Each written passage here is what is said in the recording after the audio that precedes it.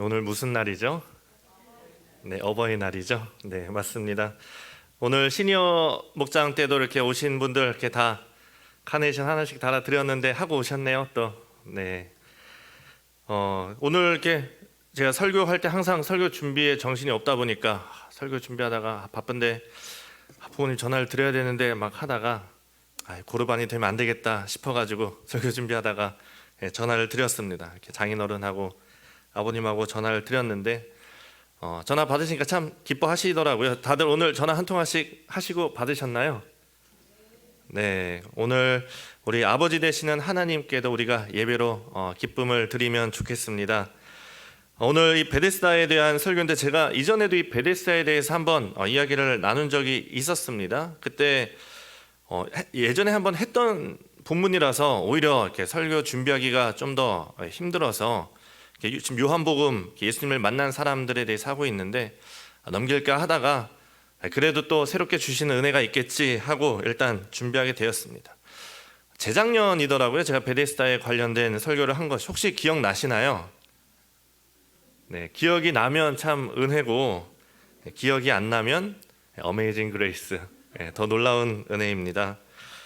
꼭 그때가 아니더라도 우리가 이 베데스다에 대한 이야기는 참 많이 들어보셨을 겁니다. 일단 이 배경이 되는 베데스다 못에 대해서 좀 먼저 설명을 드리려고 하는데 항상 베데스다 설교 본문을 할 때마다 다들 이렇게 물어볼 겁니다. 베데스다가 무슨 뜻이죠?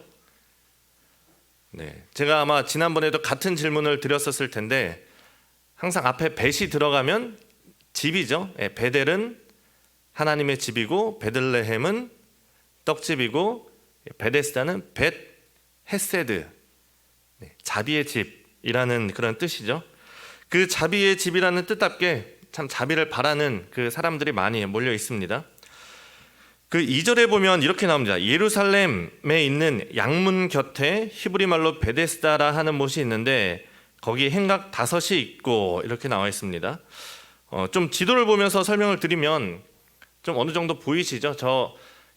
빨간색 성전이 있고 성전 위쪽에 베데스다 연못이 있고 그 오른쪽에 제 겟세마니 동산 있는 쪽이 이제 감람산이고 이제 거기 양의 문이 있습니다. 예전에 성전에 가까우니까 제물로 쓸 양을 데리고 들어온 그런 문이어서 이제 양문이라고 하는데 그 양문 곁에 이제 히브리 말로 베데스다라고 하는 그런 못이 있었던 것이죠. 이 베데스다 연못이 주전 2세기, 그러니까 BC 한 200년 정도 됐겠죠. 그때면 이제 신구약 중간기, 말라기랑 이 마태복음 사이인데 그때 제가 지난번에도 한번 말씀드렸지만 이 마카비 혁명이라는 그 독립 전쟁이 일어납니다. 그러면서 그때 급수 시설이 필요하다 보니까 저쪽이 좀 이렇게 낮은 지역이다 보니까 빗물을 모으도록 만든 그런 인공 모신 것이죠. 인공 저수지인 것이고 그리고 나서 나중에 헤롯이 성전을 더 크게 이렇게 지으면서 이 베데스다 못에도 행각을 세우고 또 공중 목욕탕처럼 그렇게 이용하다 보니 이제 사람들이 몰리게 된 것입니다. 그래서 그 사진을 하나 더 보여주시면 이게 그 베데스다 연못은 아닌데 이런 식으로 생겼을 거다 이제 많이 추측을 합니다. 그래서 저기 이제 가운데 빗물이 모이는 그런 저수지가 있는 것이고 또 베데스다 못에 관한 이제 그림을 보면 비슷하게 생겼죠. 저렇게 계단처럼 생긴 그곳에 예수님께서 그 병자를 찾아간 저는 이제 그림도 있습니다.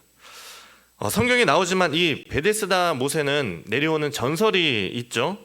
물이 이제 움직인다는 겁니다. 물의 움직임을 기다리는데 이 전설에 따르면 가끔 천사가 내려와서 물을 움직이게 하는데 이 물이 처음 움직일 때 처음 들어가는 사람은 어떤 병이든지 낫는다라는 그런 전설이죠.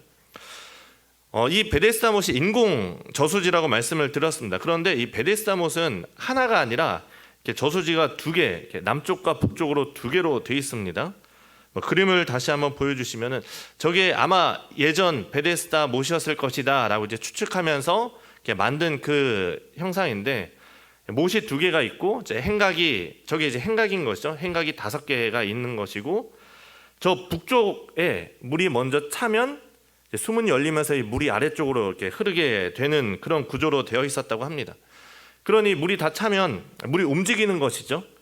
그걸 보면서 사람들이 여기에 무슨 뭔가 있겠구나라고 생각을 하고 그 당시 전해지던 민간 전설 같은 것이죠.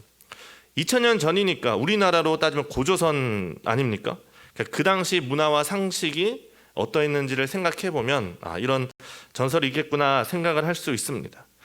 그리고 이제 그런 배경 속에서 오늘 주인공이 등장하는 것이죠. 거기에 38해 된 병자가 있더라. 이 38해 된 병자를 예수님께서 안식일에 고치셨습니다. 근데 그 안식일에 고치신 것도 하나의 핵심이지만, 그래서 우리가 뭐 안식일의 참된 의미에 대해서도 얘기해 볼 수 있겠지만, 오늘은 그 예수님을 만난 그 사람들에 대해서 이야기를 하는 것이니 이 38해 된 병자에 대해 좀 더 초점을 맞춰서 얘기를 나눠보려고 합니다.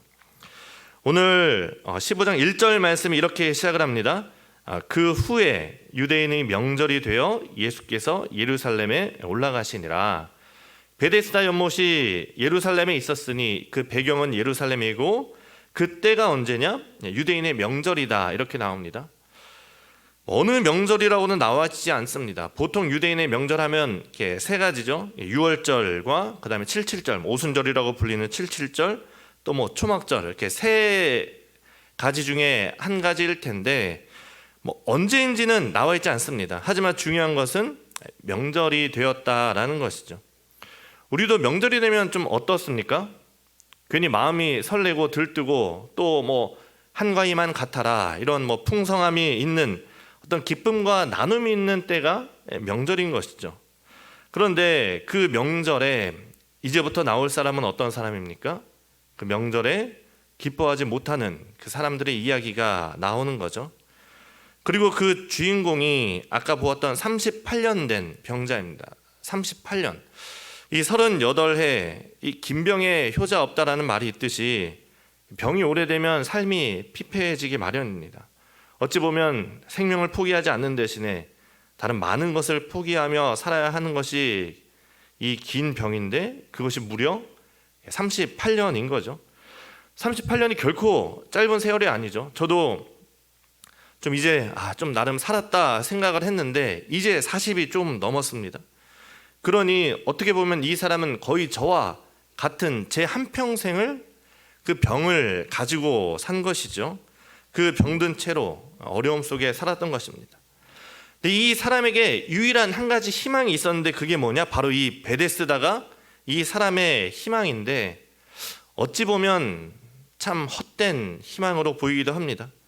오늘 본문에 보면 이렇게 꺽쇠가 있는 부분이 있죠. 그 전설에 대한 내용이 꺽쇠로 나오는데, 그 사실 꺽쇠가 없는 내용, 그 꺽쇠가 있는 내용을 빼고 읽으면 그냥 내용이 이렇습니다.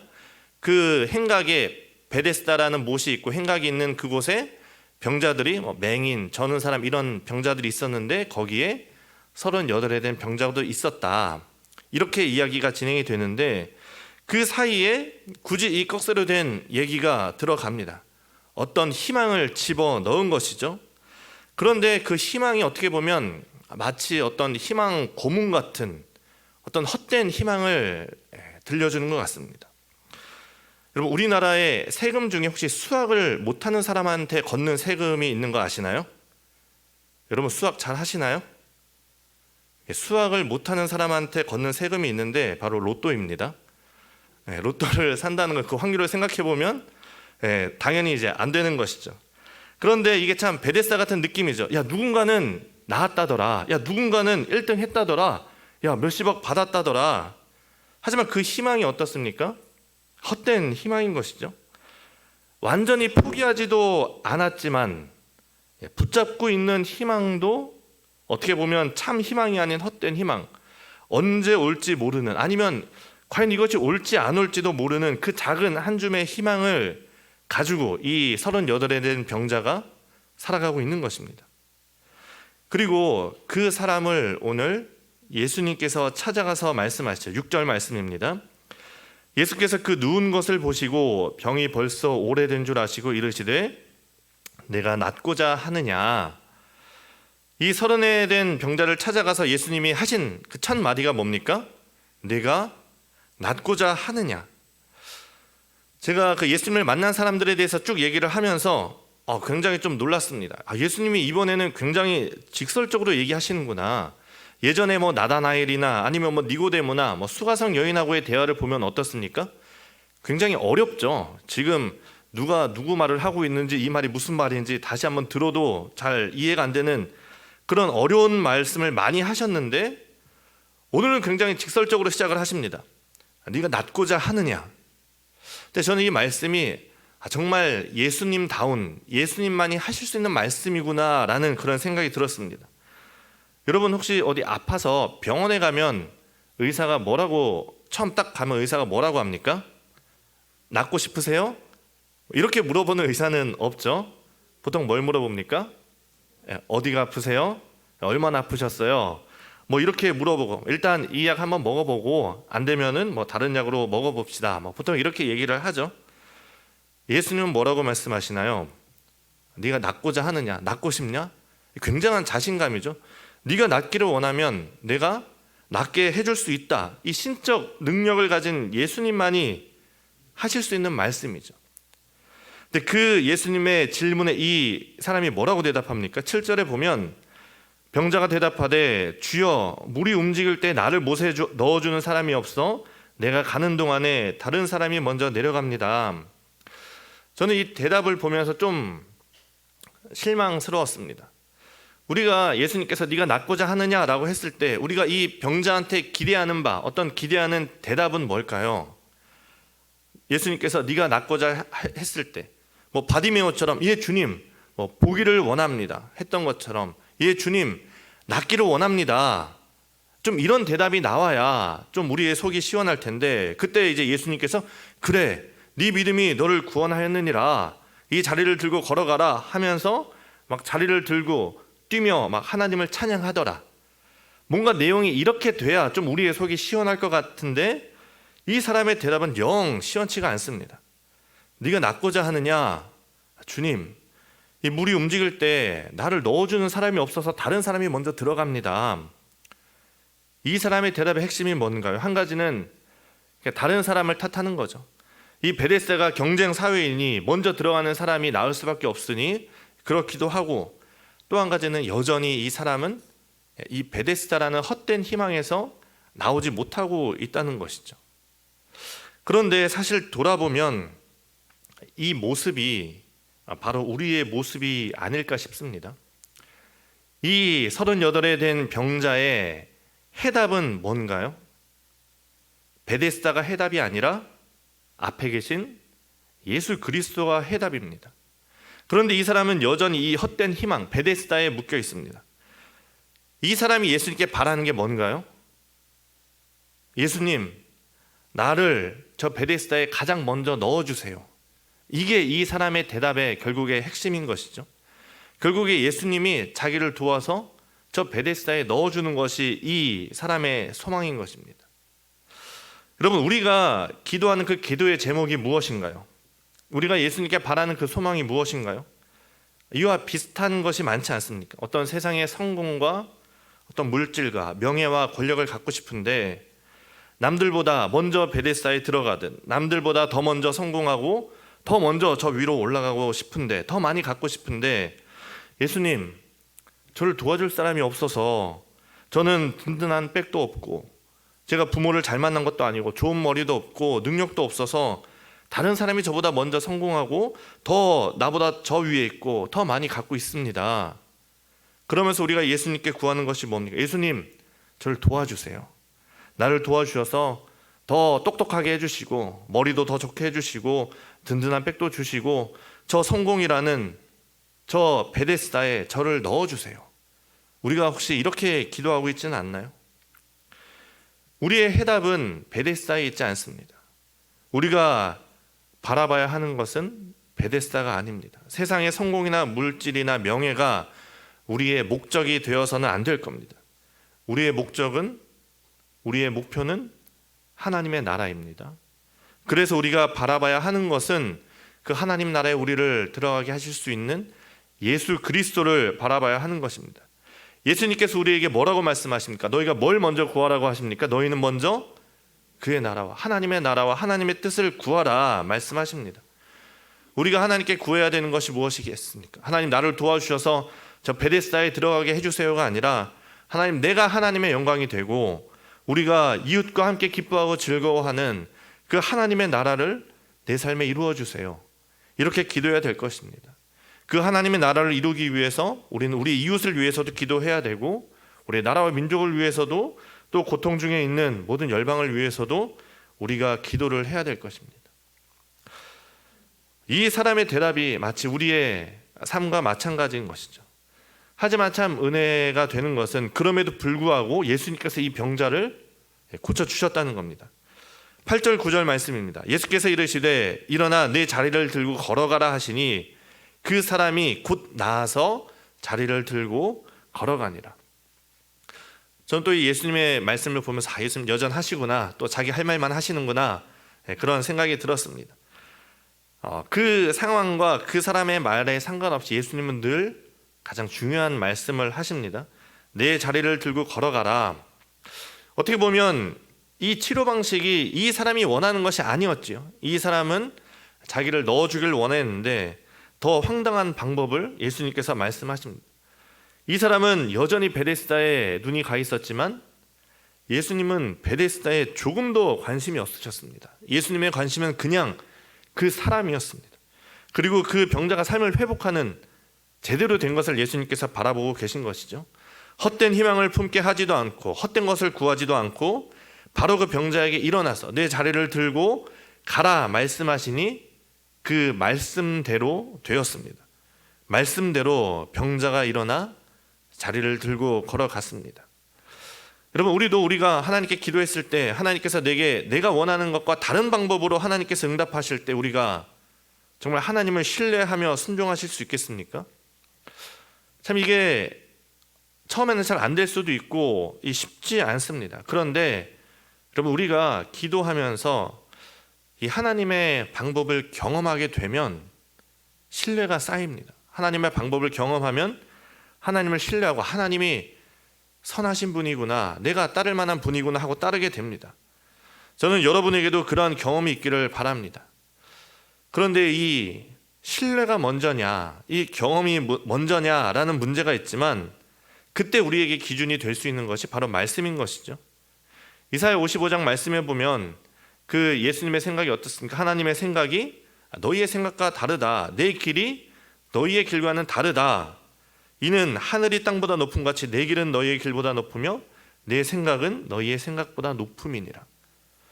우리가 하나님의 말씀을 보기 때문에 하나님의 생각이 내 생각보다 높은 생각이구나, 말씀을 의지해서 우리가 하나님을 신뢰할 수 있는 것이고, 그럼에도 불구하고 여전히 내 삶에서 내 현실에 부딪힐 때 이것이 잘 되지 않을 때 그렇게 우리가 뭘 합니까? 기도를 하는 것이죠. 내가 그렇게 기도할 때 성령이 우리 안에 오셔서 우리를 도와주시면 내가 보았던 그 말씀이 정말 나에게 오는 그 말씀이 되고 하나님의 방법을 신뢰할 힘을 얻게 되고 그 길을 걸어갈 수 있게 되는 것이죠. 오늘 우리가 기도할 때, 그리고 우리의 삶에서 기도할 때 하나님 우리에게 믿음을 더하여 주옵소서, 정말 이것을 위해서 여러분들 늘 기도하시기를 바랍니다. 저는 오늘 이 38에 된 병자를 보면서 그런 생각이 들었습니다. 왜 예수님께서 왜 이 사람을 찾아가셨을까? 가장 오래되었기 때문에 찾아가셨을까? 사실 다른 이유는 나와 있지 않기 때문에 그렇게 생각하기 할 수밖에 없는데, 그렇다고 이 사람이 그렇게 믿음이 좋은 사람이 아니었죠. 분명히 예수님께서 물어보셨을 때 이 사람의 대답도 영 시원찮고 나중에도 누가 너를 낫게 했느냐, 누가 걸어가라 했느냐 했을 때 이 사람이 뭐라고 얘기합니까? 누군지 모른다. 이 사람은 예수님이 자기를 고쳐주셨다는 사실도 모르는 그런 사람입니다. 그런데 이 사람이 어떤 확신이 있었던 것도 아니고 나다나엘이나 니고데모처럼 예수님을 찾아간 것도 아니고 열정이 있었던 것도 아니고, 그런데 왜 예수님은 이 사람을 찾아가셨을까? 아마 그 베데스다에 있던 사람들은 항의했을지도 모릅니다. 예수님, 그 사람을 낫게 해준 기준이 뭡니까? 오래 아프면 고쳐주는 겁니까? 그 사람 별로 믿음도 없어 보이는데 왜 그 사람을 고쳐주셨습니까? 이거에 대해서 뭐라고 얘기할 수 있겠습니까? 우리는 한 단어로밖에 얘기할 수 없습니다.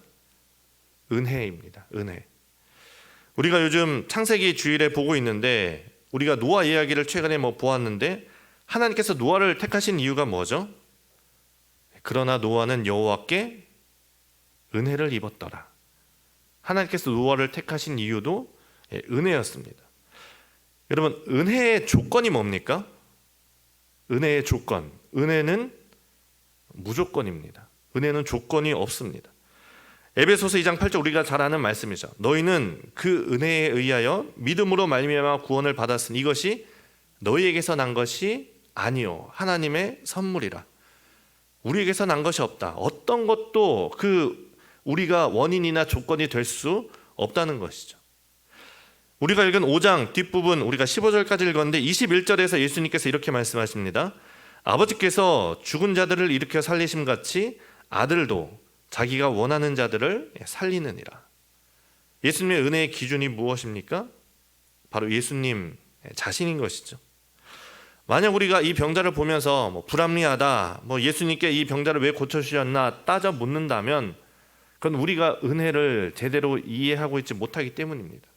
그리고 더 나아가서 내가 받은 은혜를 깨닫지 못하기 때문입니다. 오늘 하나님께서 우리에게도 은혜를 베풀어 주십니다. 그 은혜는 비추는 해와 내리는 비처럼 모든 사람에게 동일한 은혜일 수도 있고 또 각 사람에게 그 사람에게 맞는 각자에게 주시는 또 다른 은혜일 수도 있습니다. 중요한 것은 하나님께서는 우리를 사랑하시고 나를 사랑하시고 특별히 고통받는 이들에게 긍휼을 베푸시는 분이시라는 겁니다. 우리가 오늘도 이 사실을 깨닫고 하나님의 은혜 앞에 나아가서 은혜 속에 거하는 삶이 되시기를 바랍니다. 그런데 우리가 이 은혜가 우리에게 무조건적으로 주어졌지만 거기서 끝나는 것이 아니라 은혜 받은 자로서 바뀌어야 되는, 변화되어야 하는 것이 있습니다. 한 가지는 헛된 희망에서 벗어나는 것입니다. 이 38년 된 병자가 한평생을 베데스다라는 그 헛된 희망만 바라보면서 살았지만 예수님의 은혜가 거하자 어떻게 됩니까? 예수님의 명령이 무엇입니까? 일어나 내 자리를 들고 걸어가라. 이제 이 베데스다에서 나가라, 벗어나라 라고 명령하시는 것이죠. 이제 이 병자가 살 곳은 어디입니까? 이제 병자가 아니죠. 이 사람이 살 곳은 베데스다가 아니라 그냥 온전한 모습으로 그의 일상을, 그의 삶을 살아가는 것입니다. 우리도 세상의 헛된 소망 앞에 자리를 펴고 살 때가 많습니다. 내가 하나님께 받은 은혜를 깨달았다면 우리는 자리를 들고 일어나 걸어가야 합니다. 이제 우리가 베데스다에 사는 것이 아니라 하나님의 나라를 살아야 합니다. 우리에게 은혜 베풀어 주시는 그 예수님과 함께 하나님의 나라를 살아가시기를 바라고, 아직도 우리에게 헛된 소망이 있다면 여러분 일어나십시오. 일어나서 그 자리를 들고 일어나 이제는 하나님의 나라를 살아가시기를 바랍니다. 그리고 은혜 받은 사람으로서 또 한 가지 예수님께서 당부하시는 것이 있습니다. 특별히 오늘 38년 된 병자에게 더 하신 말씀인데 14절 말씀입니다. 그 후에 예수께서 성전에서 그 사람을 만나 이르시되 보라 네가 나았으니 더 심한 것이 생기지 않게 다시는 죄를 범하지 말라. 은혜라는 것이 그렇습니다. 우리에게 올 때는 무조건적으로 어떤 노력이나 행위와 상관없이 정말 값없이 우리에게 오지만 일단 우리에게 오고 나면 이 은혜는 우리가 뒤로 가는 것을 허용하지 않습니다. 하나님의 은혜를 깨닫고도 다시 이전 은혜 없는 자로 돌아가는 것은 더 심한 결과를 가져온다 이렇게 말씀하시면서 그러니 다시는 죄를 범하지 말라 말씀하시는 거죠. 예수님이 하신 그 비유를 잘 아실 겁니다. 더러운 귀신이 그 사람에게 있다가 나갔다가 나중에 어떻게 합니까? 돌아와 보니 비었구나 하면서 7 귀신을 데리고 와서 그 사람의 형편이 나중보다 더 심하게 되었다라는 그 비유를 아실 겁니다. 히브리서에서도 은혜 받은 자들이 되돌아가는 것에 대해서 강하게 경고를 하십니다. 한번 빛을 받고 하늘의 은사를 맛보고 성령에 참여한 바 되고 하나님의 선한 말씀과 내세의 능력을 맛보고도 타락한 자들은 다시 새롭게 하여 회개하게 할 수 없나니 이는 그들이 하나님의 아들을 다시 십자가에 못 박아 드러내놓고 욕되게 함이라. 은혜는 우리에게 무조건적으로 왔지만 절대 공짜로 주어진 것이 아닙니다. 우리는 공짜로 받았지만 예수님께서 그 피값으로 우리를 사신 것입니다. 그런데 우리가 다시 예수님을 십자가에 못 박는 삶으로 돌아가시겠습니까? 그 값의 가치를 알 때, 그 은혜를 깊이 깨달을 때, 내가 다시는 예수 그리스도를 십자가에 못 박지 않으리라는 그 결단이 있을 때, 그리고 그것이 매 예배 때마다 예수님을 만나서 그 은혜를 갱신할 때 우리의 신앙은 뒤로 가지 않고 한 발 한 발 앞으로 나아갈 수 있을 겁니다. 우리의 신앙이 후퇴해서는 안 됩니다. 우리 신앙은 늘 진보해야 합니다. 어제보다 오늘 더, 오늘보다 내일 더 하나님과 가까워져야 합니다. 매일매일 조금씩이라도 더 하나님의 뜻대로 사는 우리의 삶이 될 수 있기를 바랍니다. 베데스다만 바라보고 살아가던 이 38년 된 병자는 결국엔 바로 우리이죠. 그리고 마찬가지로 이 병자와 마찬가지로 우리에게 필요한 건 역시 은혜입니다. 오늘도 우리에게 진정한 해답이 되어주시는 이 예수님을 여러분 이 예배를 통해서 만나시기를 바랍니다. 내가 고민하던 것, 내가 문제라고 생각했던 것, 내가 소망하던 헛된 것들, 그 해답은 우리를 사랑하셔서 우리에게 오시고 은혜 베풀어 주시는 예수님께 있음을 깨닫고 여러분 예수님을 만나십시오. 우리가 예수님을 만날 때 우리의 자리를 들고 일어나 걸어서 이제 하나님의 나라를 살아가는 우리 모든 귀한 상일의 성도님들 될 수 있기를 간절히 바랍니다. 이 시간 함께 기도하겠습니다. 기도할 때 오늘 우리 말씀을 기억하면서 하나님 오늘 나를 만나주시고 은혜를 베풀어 주옵소서. 하나님 나의 눈을 베데스다에서 들어 하나님 나라를 바라보게 하여 주옵소서. 오늘 우리에게 베푸신 은혜로 이제는 헛된 소망을 바라지 않고 다시는 죄를 짓지 않고 날마다 진보하는 신앙 되게 하옵소서. 우리 말씀을 기억하며 이 시간 기도하며 나가겠습니다. 기도하겠습니다. 거룩하신 하나님, 오늘도 우리가 주님 앞으로 나아갑니다. 하나님, 우리가 주님의 은혜를 구하며 이 시간 주님 앞으로 나아갑니다. 하나님, 우리가 정말 세상의 헛된 것들을 바라볼 때가 너무나 많았음을 이 시간 고백하며 나아갑니다. 그러나 하나님 정말 그 해답이 주님께 있음에 정말 우리의 목표가 하나님의 나라에 있음에도 불구하고 우리는 여전히 이 38해 된 병자처럼 세상의 헛된 것을 바라보고 베데스다의 답이 있는 줄 알고 그렇게 헛된 삶을 살아갈 때가 너무나도 많이 있었음을 우리가 고백합니다. 하나님 정말 그 38해 된 병자에게 찾아가셔서 그에게 은혜를 베풀어 주시고 낫게 하신 그 하나님의 은혜가 하나님 오늘 예배를 드리는 오늘 기도를 하는 이 시간 우리에게 찾아오시기를 바랍니다. 하나님 오늘도 나를 찾아오셔서 나를 만나주시고 은혜 베풀어 주옵소서. 하나님 내가 세상의 헛된 것을 구하며 살았다면 이제는 나의 눈을 들어 저 베데스다에서 세상의 헛된 소망에서 하나님의 나라를 바라보게 하시고 정말 너희는 먼저 그의 나라와 그의 의를 구하라 말씀하신 그 하나님의 말씀을 예수님의 말씀을 붙잡고 정말 하나님의 나라를 살아가는 저희들이 될 수 있도록 인도하여 주시고 하나님 이를 위해 정말 예수님을 이 시간 만나는 귀한 시간 될 수 있도록 인도하여 주옵소서. 하나님 헛된 소망 바라지 않고 정말 주님께서 그에게 말씀하신 것처럼 가서 다시는 죄를 짓지 말라 말씀하신 것처럼 하나님 우리가 정말 주님 앞에 새롭게 되는 주님 앞에서 정말 다시 죄를 짓지 아니하고 온전히 우리의 신앙이 주님 앞에서 한 걸음 한 걸음 걸어갈 수 있는 우리 아름다운 신앙 진보하는 신앙 될 수 있도록 인도하여 주옵소서. 거룩하신 하나님 감사합니다. 하나님 오늘도 우리를 만나 주옵소서. 정말 우리에게 필요한 것은 은혜입니다. 하나님 우리가 정말 너무나 부족하고 너무나 주님 앞에 보잘것없지만 아무런 조건도 아무런 정말 그 필요한 것 없이 우리에게 무조건적으로 주어진 그 은혜를 바라며 주님의 긍휼하심만 바라며 하나님을 만나기를 구하는 저희들에게 오늘 찾아오셔서 만나주시고 하나님 우리에게 38에 된 병자처럼 문제가 있는 그 모든 문제들 우리가 세상의 헛된 것에 소망을 바라지 아니하고 예수님을 바라보게 하시고 그 예수님께서 오늘 우리에게 내려주신 그 은혜를 통하여서 그 모든 문제들이 해결되며 이제는 우리가 눈을 들어 하나님의 나라를 바라보며 살아갈 수 있도록 인도하여 주옵소서. 은혜 받은 자로서 뒤로 돌아서지 않게 하시고 한 걸음 한 걸음 주님과 동행하며 앞으로 걸어가는 우리의 신앙 될 수 있도록 하나님 인도하여 주옵소서. 감사드리며 거룩하신 예수님의 이름으로 기도합니다. 아멘.